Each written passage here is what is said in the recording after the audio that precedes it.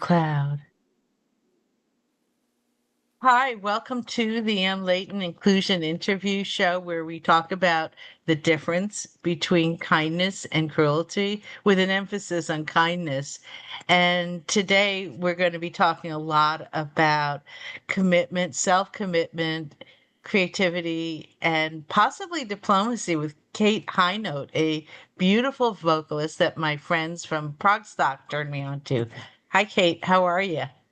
Hi, Anne. Thank you so much for having me. I'm great. I'm excited. I'm excited too. I want to get this clear and out to the world. Kate is playing ProgStock on Sunday afternoon, October 12th, 2025 at the Williams Center in Rutherford, New Jersey. Yes. And this is full disclosure. I'm one of a number of folks in the prog community that helps to publicize ProgStock. But I wanted to interview you for your music. Uh, Part of me is it's a different register, different timbres in your voice than Mary Fall, but you have calmness like that. And some of your music also reminds me of the Strawbs, Oh, interesting. I which don't know is who that is. oh, you're in for a treat. You will check them out. They're no longer around, but Okay. they were a folk and prog band, and some of the songs that I heard of yours had an attacking feel as Okay. well. You know what I'm saying, Yeah. right? Yeah. Yeah. So it's very, very exciting music that you're doing. And I know you play a Thank lot you. of folk festivals in addition to ProgStock. What are some of the shows that you have coming up? Oh boy. I guess I should have prepared more. So what do I have? Don't worry. So actually, this weekend, well, by the time everybody sees this, we'll have done a little tour in the um, northern, northeastern part of Michigan, Alpena and Rogers City. But right after ProgStack, we're actually heading back to uh, New York. We're going to go to the Finger Lakes, and we're playing at a brewery there, and we're doing just a library show in Hammondsport. I'm super excited about that. I'm assuming you've been. Have you been to the Finger Lakes? But I know about that library in Hammondsport. I Oh, mean, you they do? get people like Dan Berger and people that are big shots in the area to Oh, that's play there. awesome. We're very lucky. It was just a very fortunate. We have friends that got us in there, and yeah, we're going to Prague and then driving back to the Finger Lakes to do two shows in one day. We're a little crazy like that. And then we actually a big show I just locked in was at the Detroit Public Library on November 5th, Sweet. and I can't wait for that. And we're gonna wrap things up with this season is gonna wrap up in mid November, right before Thanksgiving. Right. And we just have we have a show in Grand Rapids, another big city in Michigan, and Midland. We're going to end things at this place, this coffee and beer place that we like called My Element in Midland. Yeah. Nice. Yeah. And I should also note that there's you have you lead a trio, the Kate High Note Trio. You Right. have a new album that's got a great name, Stowaways. Yeah. Yeah. I love it. Thank I you. I love the way that word looks. Why the title? So it's kind of happenstance. So when you're writing an album, you don't know what the title's going to be until you get there, until you get to the end, because you want to find out everything you've got for the album before you pick a title. But that one actually, I want to say that one was written a little more than halfway through. I mean, I want to, I'm not quite certain, but it was probably the sixth, sixth or seventh song that we wrote for the album. And I kind of knew right away once we titled it Stowaways, that I would want that to be the album title because it's a good theme and it lends itself to the artwork and just to put a more cohesive theme on it. Not that we necessarily need that, but the title track itself is it's just characters that are stowaways, and there's some references to that. So that's how we got that. Oh, I love the violin on that. Who's the violinist and Uh, who's the that's other Matthew member? Parmenter from Discipline. Yeah, I'm very lucky that I get to work with him. So uh, David, the acoustic guitar player in the trio, he was just a fan of Matthew's. but we're all local to the Detroit area, and they were friends on Facebook or whatever, and David kept inviting him to our shows over the years. This was years ago, 7, 8 years ago, whatever. And he kept inviting him to our shows. Good. And then he finally came to one, and he tells the story better than I do. But he just said that he thought I had a reverb pedal on the floor in front of me that I used before, and he thought it was a tuning pedal because my pitch was so good. And Good pitch. thank you. And that's his thing that he always goes on about. But yeah, so he was very skeptical at first and like couldn't believe that I could sing like I do. And to me, it's like there's a lot of good singers, and it's kind of a preference of what you like and want to hear in a voice. Uh, and yeah, and then he ran into David at some show. God, I wish I could remember because I'm sure you know who it is, but I don't. I can't remember. But it was some Okay. big show, and he ran into him there, and Matthew asked David how our bands were doing, and David had mentioned that we were in kind of a transition phase because our backup singer had moved out of state, and Matthew offered to play violin in any of our bands. We have another six-piece alt rock band too, and at the time I was very hesitant because I don't know. I had been let down several times by people in bands, and I was like, yeah, I don't want to meet anybody else. I don't want to know. I don't want to. It's such a serious, intimate thing that you do when you're in a band with somebody, and you're really relying on people. So I was hesitant, and it took me a couple months to say, 4 months, I think, actually, to say yes to even trying. And then once he came and played one time, I was like, oh gosh, what was I thinking? This is amazing. Right, right. Chemistry, but you don't know. You don't know Oh where no, chemistry goes. no. And I think if you're dealing with people that are connected to their feelings Hmm. and don't try to mask them, I think that you end up having a better open relationship, Oh, for especially in sure. music. Hmm. Well, and there's an automatic when you're putting yourself out there like that. There's an automatic vulnerability. I mean, it's just you can't avoid it, and it's a little bit of an uncomfortable place to be, and it's okay to be sensitive. It's hard to find people that are okay with not even criticism, but just constructive things or being told, no, I'd rather you do it this way, or what, that's a hard Yeah. balance to find with people. And he was always very open with me. It's certainly the dynamics have changed over the last 6 years, but we're still very collaborative and supportive and listen to each other, which is nice. You as are you, but you're the leader, so you also have certain visions where you say, hey guys, lower the pitch or higher the sound or give me some high So, notes. Sorry. right. So, uh, I do. It is nice to be the leader in it, but it is very collaborative. Matthew is he has his own opinions, and he's, you know, a more experienced songwriter than I am. He's been doing it much longer than I have, and he's, he's a songwriter in his own right. So it's nice to have him to bounce things off of. It's very rare that I put my foot down about anything where I'm just like, no, I want this.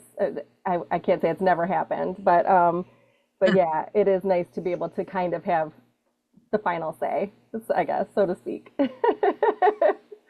Two of my favorite songs on your album felt apologetic, but I related to them because I too have gone through this call and response and also some of the self-doubt and happy anniversary. Sure. Yeah. Are they about the same kind of relationship or different Yes. people? Yeah, those I would say are two of our character songs. There's only a few that actually are personal, stories for me that I wanted to tell. And those two were more, we were focusing on, we really made a conscious effort at the beginning of starting writing. The first song I think that was written collaboratively was the song If I Should Go. And at that time, there was some stuff I wanted to say about a friendship that had died. So that one I was a little more personal. But then we had made this kind of conscious choice to really lean into the storytelling and write about characters and situations. And of course, obviously, we're drawing lines here and there, or ideas, or things that I've spatted out at somebody and written down, Yeah, little yeah. things there. But they're not super specific to us. But they are both Happy Anniversary and Call and Response are definitely both about long-term relationships for sure. Yeah. Yeah. Yeah. I saw, especially in call and response, the hope that Yes. Yes. maybe we can mend fences or something like that. That My one was words. that was definitely the hardest one to write. I haven't actually talked about this too much, but um, that was one where Matthew brought the chords to me, and for him, it was he was so happy with the chords. He really loved the chords he had written and presented to me, and so it was very important to him that that the story be a hopeful one and not to not another breakup song or whatever, because I've written Right.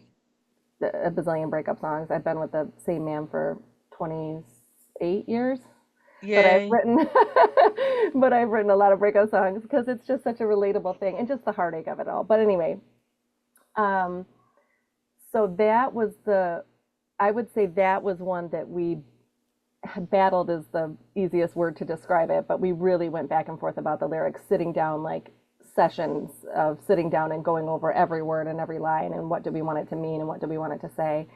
And it was very important to him that it have that hope element to it.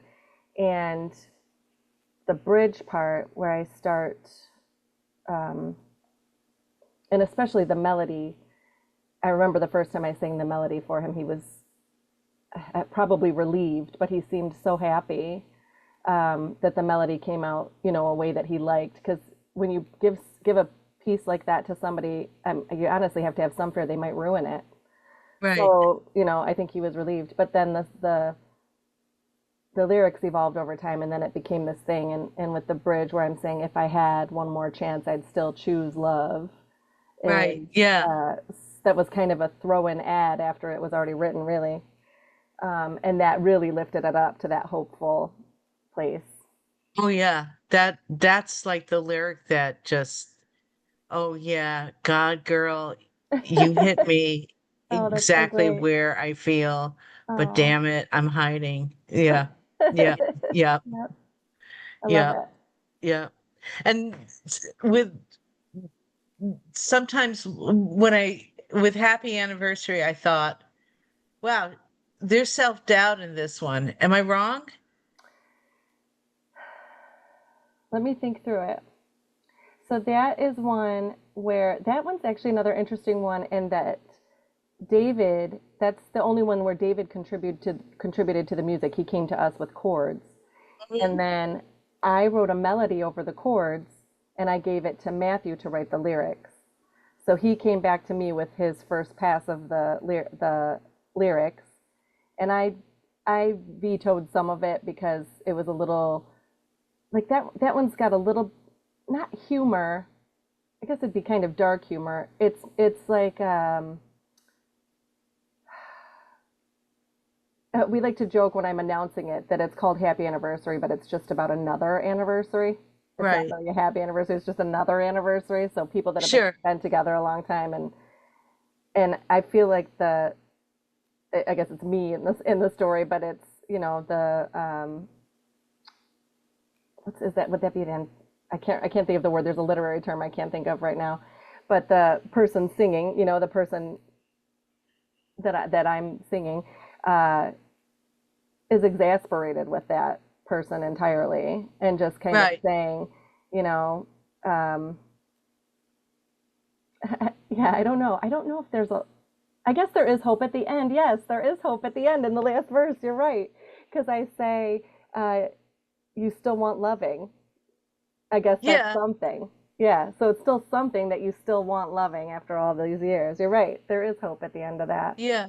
There's hope, and I think there's a lot of self-examination. Yes. And what was something I loved about you is embracing things that a lot of people take lifetimes to embrace.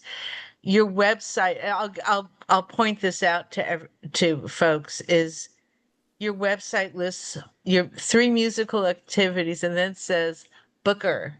And I know that's how having worked with artists, I know that's how you guys and gals spend your time, is Right. give me a gig. Yep. It's a hustle. It is a hustle. It is crazy. And the Booker reference on my website though is actually because I don't know if we'll get into it, what I what I do for a living and everything that I do, which is a lot. But I also book the music for a restaurant in Detroit, a fine dining historic mansion called the Whitney. I book the Oh, okay. music for them, Hey, so I I got actually some do bands some for you. booking. Yeah, yep. I actually do just some straight up booking of other Okay. people. Bravo. That's a Yeah, good gig to have. Now, yeah. now everybody in Detroit loves you. So That's there we fair. go. You do start to not quite trust every message you get looking out. Just how you Yeah. doing? And I'm like, what do you want? But I love it because there's a ton of talent here, so there is no shortage of people to book. It's great. That's a good thing. That's Yeah, a good thing. And what about out of towners? Can I send some folks to your way or it's nah? hard. I've tried to book a couple out of towners. They really do. It's a series they've been doing on Thursday nights for like 35 years. They call it the Garden Parties, and it is a little bit of a guaranteed crowd, but they do bank on people bringing their people out, so they got to have a little bit of a draw. Hmm. Yeah, Okay. I'll remember that. I'll think of people. yeah. That like if we get some radio airplay out of Ann Arbor or something like that, Oh I'll yeah. send some. You and I can go. You and I can start an email thread. I'll give you all kinds of ideas. That's fun. Okay, so I just figured but do you handle booking for your band? Oh yeah, I do. Yep, I do all You of it. do everything. Yep, You're I the do all of bottle washer. it. Yep. And who sets up the mics and bring roadies the gear? No, Not you. that's just us. Yeah, no, we don't have any of that. So it's okay with an acoustic trio. It's not so bad. You don't have, we've just got a PA and um, it's relatively easy. It's not too bad. I am to the point now I get to kind of set up my mic and set up the merge table, and Matthew does the rest. So that's pretty nice. I don't have to do too much. And then him and David tear down, and it kind of just makes its way to the car, and I can talk to people after the show. So that is kind of nice. Yeah.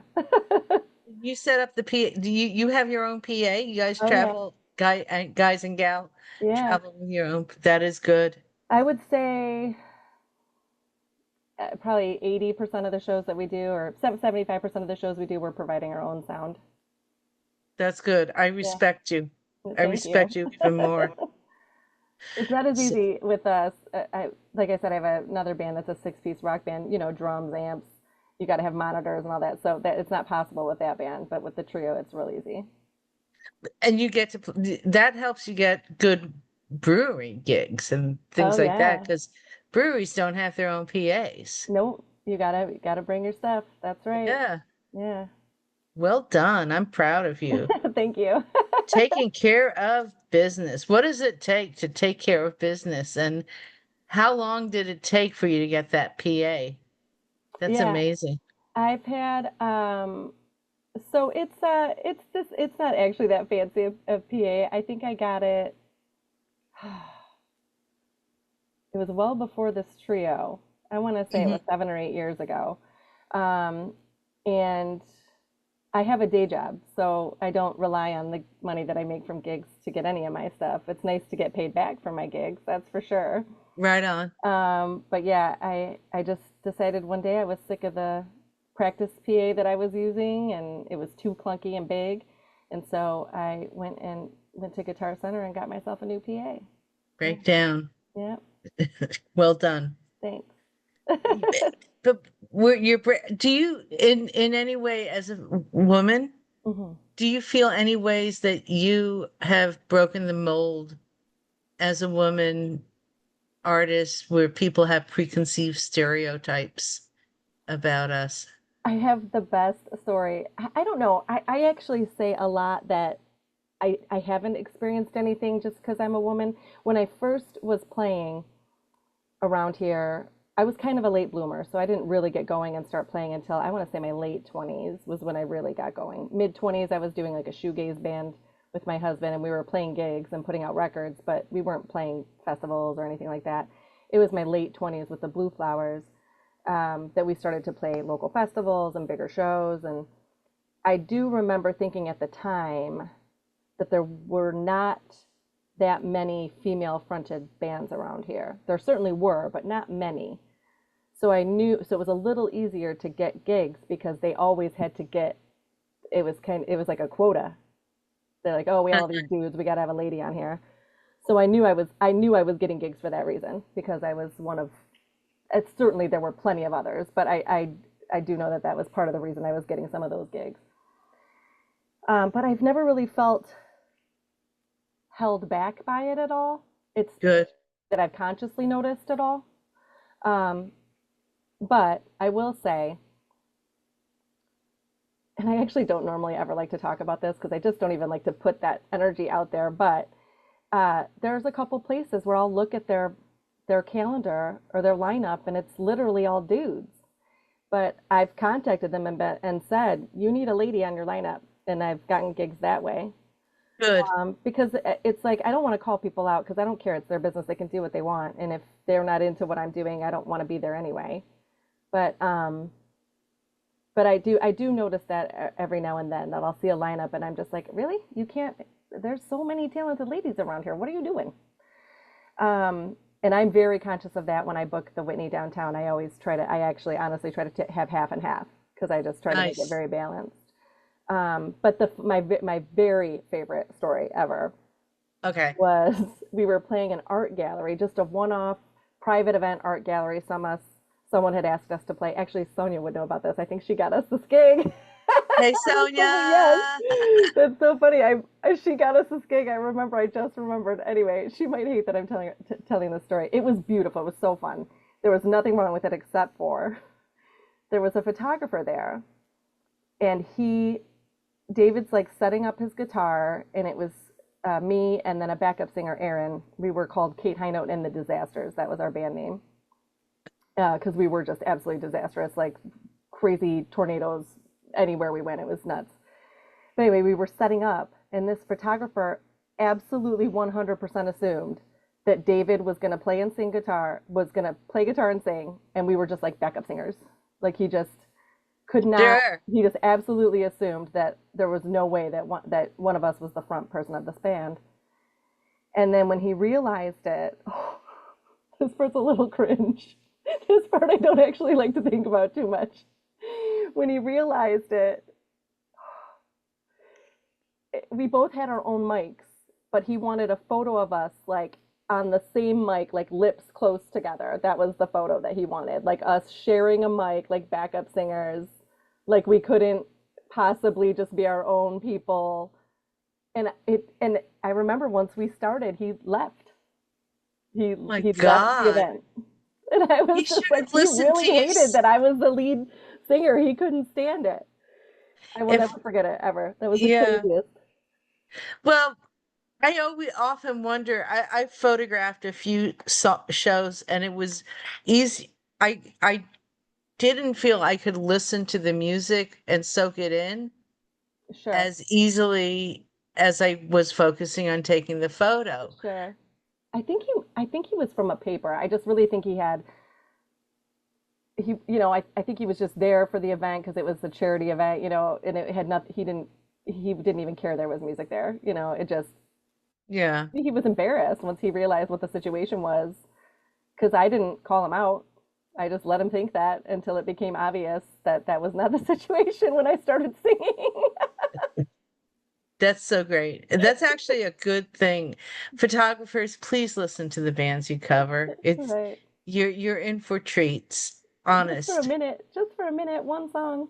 Yeah. Yeah. Oh well, poor guy. But everybody else went and said, "Wow, that Kate high note," and she doesn't even have to sing high notes. She's just singing. I'm just I'm singing. sorry. I'm not teasing about your name or anything, but No, I it's think it's warranted. It's absolutely warranted. It's like the luckiest happenstance coincidence that that's my last name. I love it. But you're an alto, aren't you? I would say I was a second soprano all through school, through high school, Mhm. and um, you can expand your range. You can make your range grow with warm ups and vocal exercises, which I didn't do a ton of until, I mean, I was in choir all through school, and I started singing my famous story. I always tell her that my family tells. I don't even remember it, but my mom tells it all the time. When I was 3, I was giving concerts to my neighbors on a fold out kitchen chair, like wearing a pink frilly dress, singing Tomorrow from Annie. So I've been singing Nice. forever. And I did choir all through middle school and high school. And, but I was second soprano. And then I want to say it was late, might have been in my 30s even. I think it was in my 30s. Yeah, I broke my voice. I went to, um, I, I sang sick. I sang with a cold. I was like just coming off a cold and I wasn't 100%, but I didn't want to give up the gig. It was like a 2-hour gig that I really wanted to do, so I didn't want to give it up. And I went and I sang sick thinking I was okay. And I actually broke my voice for 4 months. I had to Ah, cancel one of the biggest shows I'd ever booked. I had to go to vocal therapy, speech therapy. I had to do vocal rest, like literally had to write in a book instead of talking because I couldn't, we weren't supposed to whisper. And it took me 4 months to get my voice back. And during that time and at the end of that, I did real vocal lessons for the first time. And her name was Milena, and she really helped me expand my range and sing without tension. She taught me how to sing without tension, which was something I had never even thought of. And she changed my voice forever. That was early 30s. She like opened up a world I had no idea existed. It was great. there are rules that if you are sick that you shouldn't be singing No or singing. wow. Yeah. Is there a level of sickness that you can sing? So people do it. I've never done it since. Not one time. I was too scared, and I know people do it. I mean, I know. I've actually seen videos of Taylor Swift performing sick because they talk about, she even performs sick. There's stuff that you can take. I cannot remember. It's whatever chemical is in Robitussin. It's like glufa something. Can't remember. Anyway, there's something that you can take that's supposed to keep your vocal cords moist and protect you from that stuff. Hmm. Um, but as a general rule, I won't do it. And Wow. there is whatever the D is in like Mucinex. That's actually a known voice killer. That's what I took, and that's what broke my voice.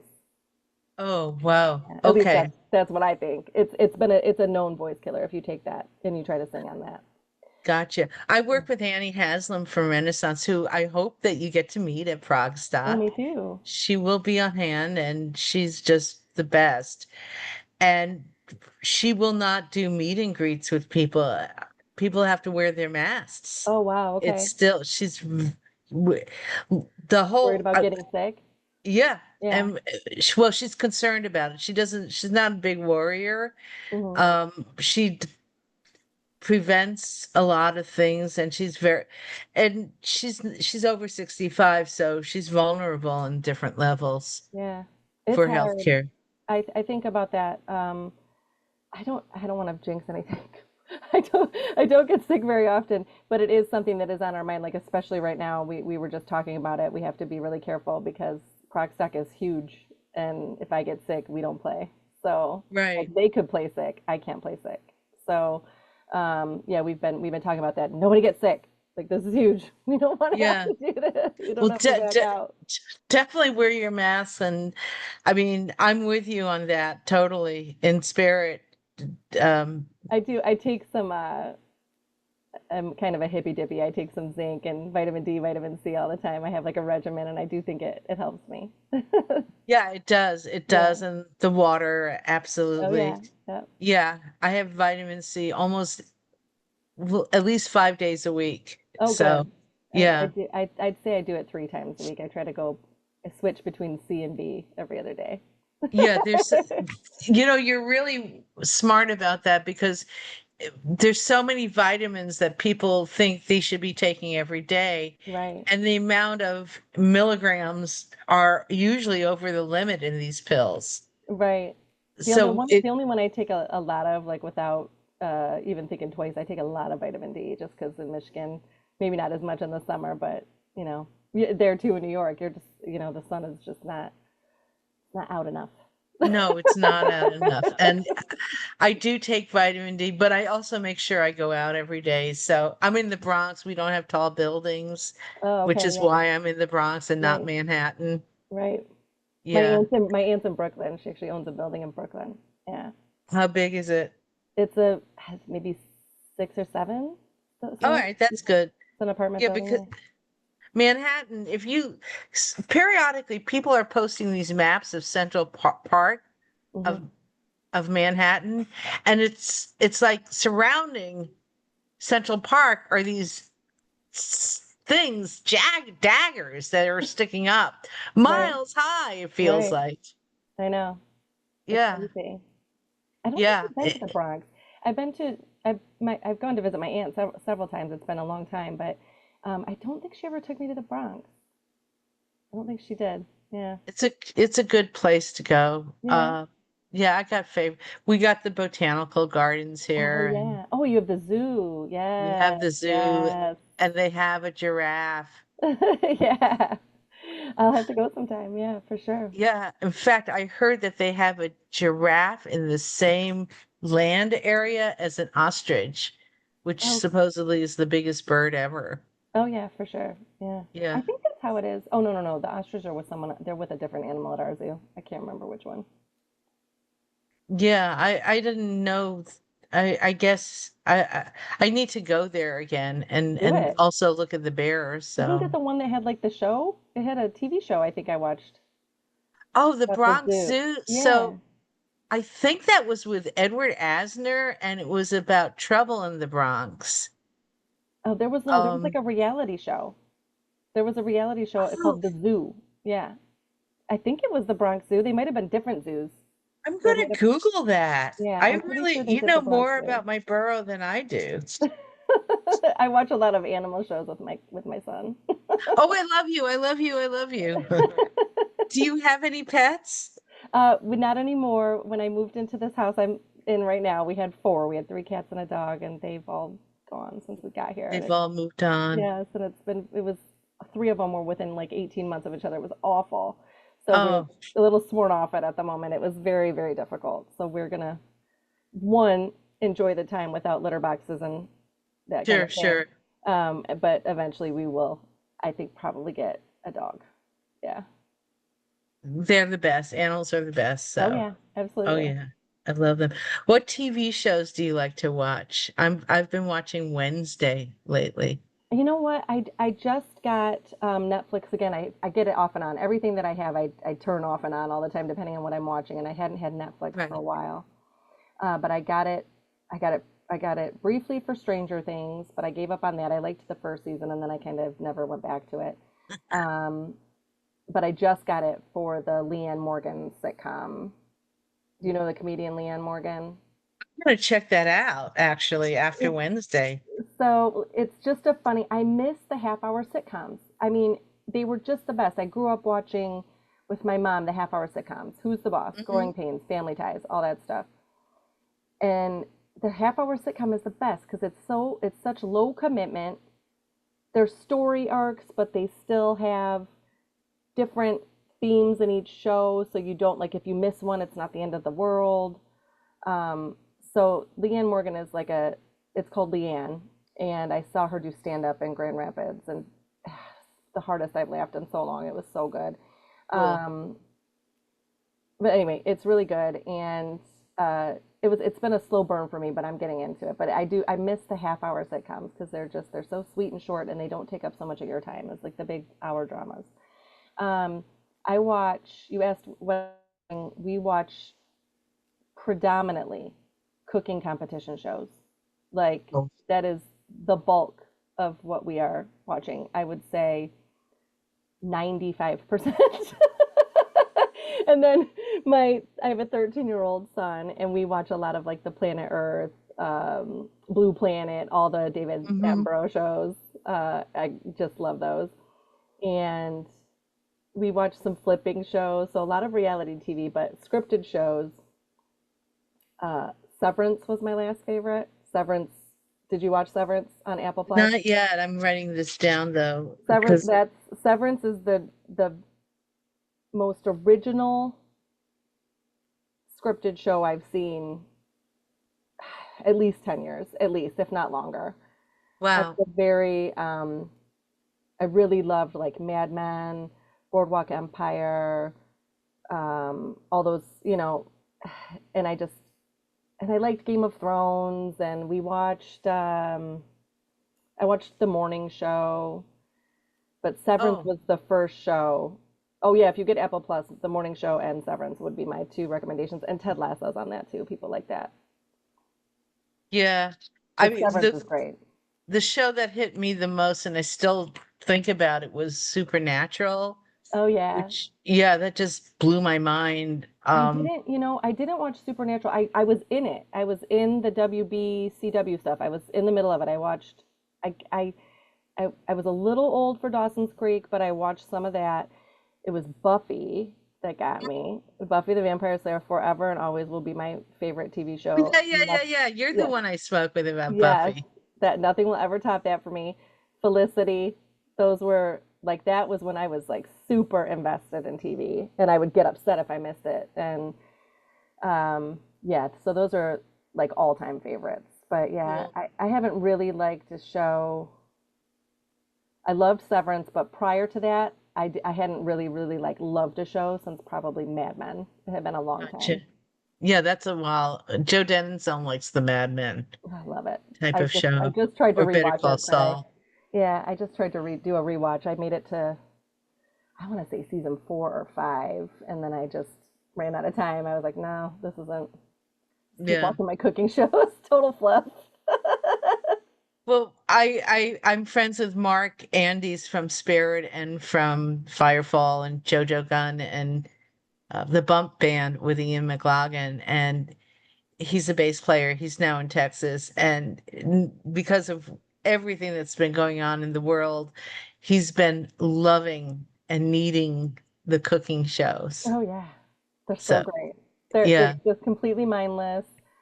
You don't you I mean I get a little attached to the contestants sometimes on some of the repetitive ones. So, something like a Chopped on Food Network, it's always different people, so you're not getting super attached.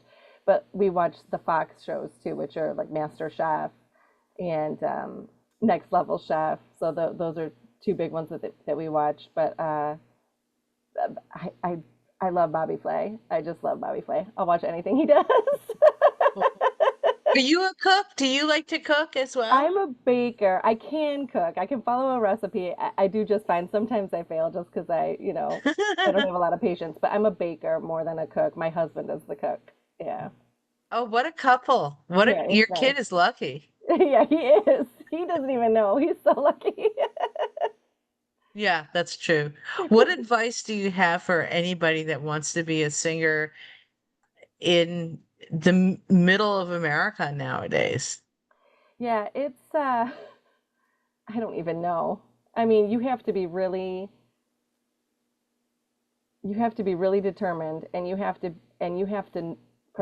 be prepared to hustle for gigs, and sometimes take less than you think that you should, and just for the you know not to say for the exposure, but it is for the exposure, because every show you True. do, you're just hoping to get one more person that will follow along for the next time. um, and with singing, people ask me sometimes if I can teach them to sing, and I'm just you kind of have to be able to. I can you have to you either can or you can't sing. That's been my philosophy. If you have the natural ability, you can make it better with lessons, I believe. Um, but yeah, if you already have a gift, and it isn't just your parents telling you have a gift, you actually know that you do. Um, just I don't know, you just have to do it. You have to be really I haven't had much of anything handed to me. I'm sure. I've been hustling for pretty much every gig I get. Every now and then I get one that kind of falls in my lap, but I'm working hard to get everything that I do. Yeah, yeah. Did you have to hustle for ProgStock? No, Like pitch? No, that was a lucky. That's just lucky because I know Matthew. So Matthew is he's Mensch. he's a champion of my voice, but Discipline got invited, and because Matthew's a writer on the album, there's some stuff that lends itself to that to prog. I mean, it just does because of who he is. Yeah. It's just his being. And so it was a kind of natural thing. Well, if I'm going to take that band, I wanted to, would you be interested in having this other band? We just put out a record, and they had, as far as I know, did not hesitate. He didn't have to like twist their arm or anything. I hope. Hopefully they're excited to have us there. But yes, so lucky. I mean, it's definitely the biggest festival we've ever done. So I'm Well, excited. it was pretty exciting. I knew there were a couple of people. I wanted to interview a bunch of people from ProgStock, but sanity wise, I only have so much Sure. on my plate. Yeah. And your singing felt, oh yeah, oh Oh, yeah. that's And so I was nice. Thank thinking you. that you were an alto, fellow altos unite. Not that I have a great voice, Okay. but I would say I know I'm not an alto, but only because I have friends that I know that are.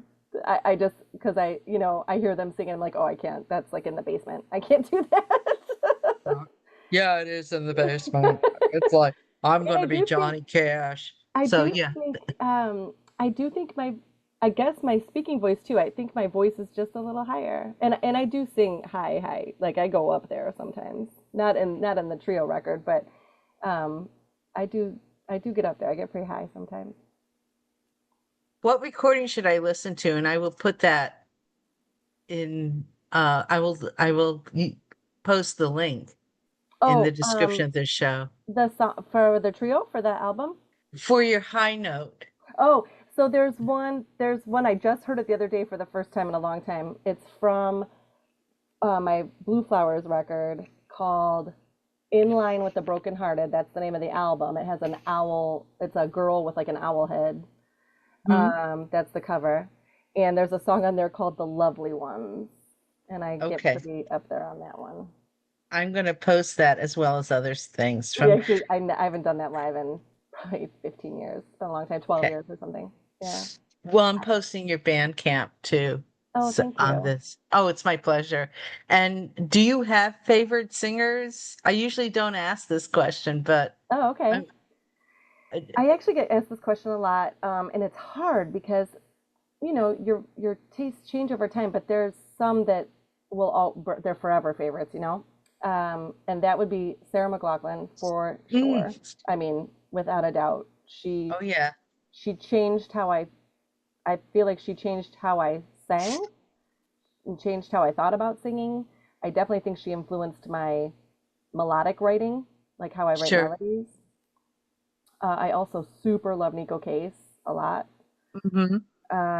Patsy Cline, forever and always, like adore Patsy Cline. Just I'm a country so, girl. I mean, incredible, so incredible. There's, oh, some of her songs like just chills every time. So good. And I don't even think they're her songs, but still, she's delivering them.